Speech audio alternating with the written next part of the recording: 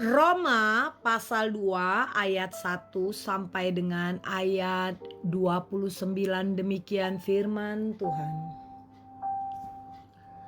Hukuman Allah atas semua orang.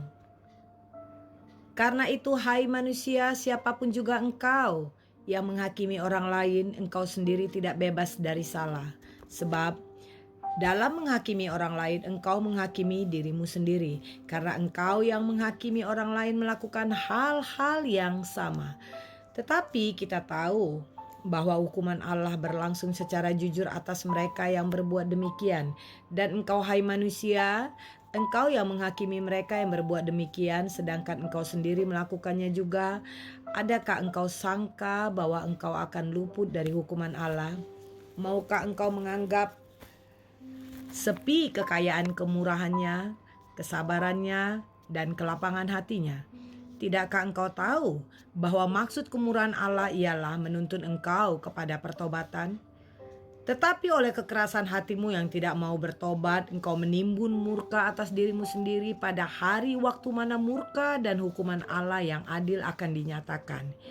Ia akan membalas setiap orang menurut perbuatannya, yaitu hidup kekal kepada mereka yang dengan tekun berbuat baik, mencari kemuliaan, kehormatan, dan ketidakbinasaan.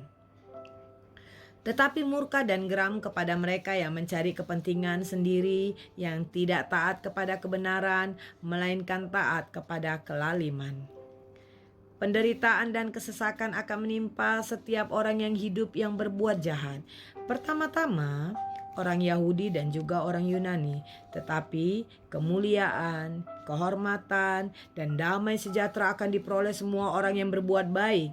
Pertama-tama orang Yahudi dan juga orang Yunani, sebab Allah tidak memandang bulu.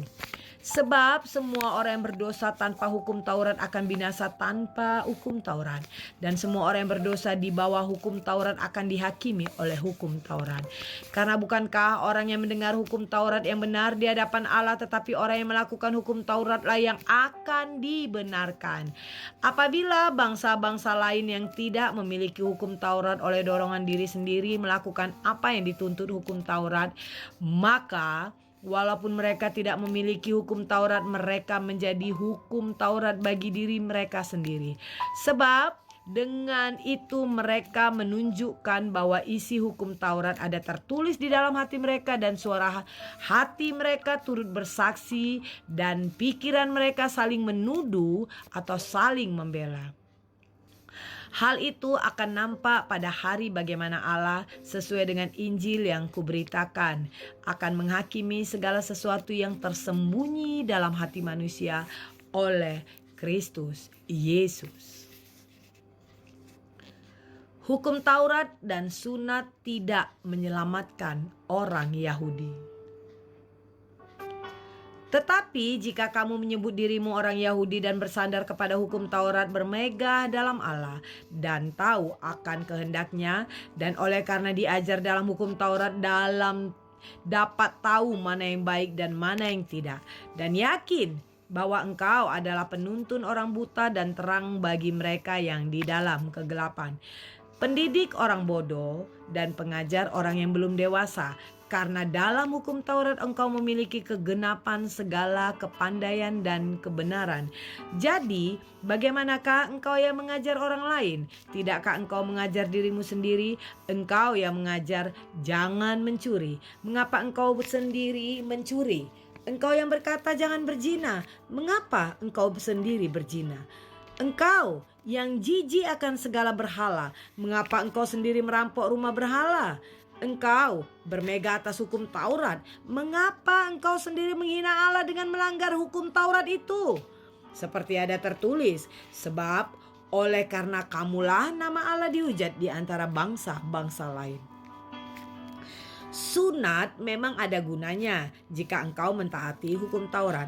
Tetapi jika engkau melanggar hukum Taurat, maka sunatmu tidak ada lagi gunanya.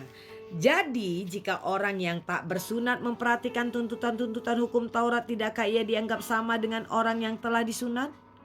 Jika demikian, Maka orang yang tak bersunat tetapi yang melakukan hukum Taurat akan menghakimi kamu yang mempunyai hukum tertulis dan sunat, tetapi yang melanggar hukum Taurat. Sebab yang disebut Yahudi bukanlah orang yang lahiriah Yahudi, dan yang disebut sunat bukanlah sunat yang dilangsungkan secara lahiriah, tetapi orang Yahudi sejati ialah dia yang tidak nampak keyahudiannya, dan sunat ialah sunat di dalam hati secara rohani, bukan secara hurufiah. Maka pujian baginya datang bukan dari manusia, melainkan dari Allah.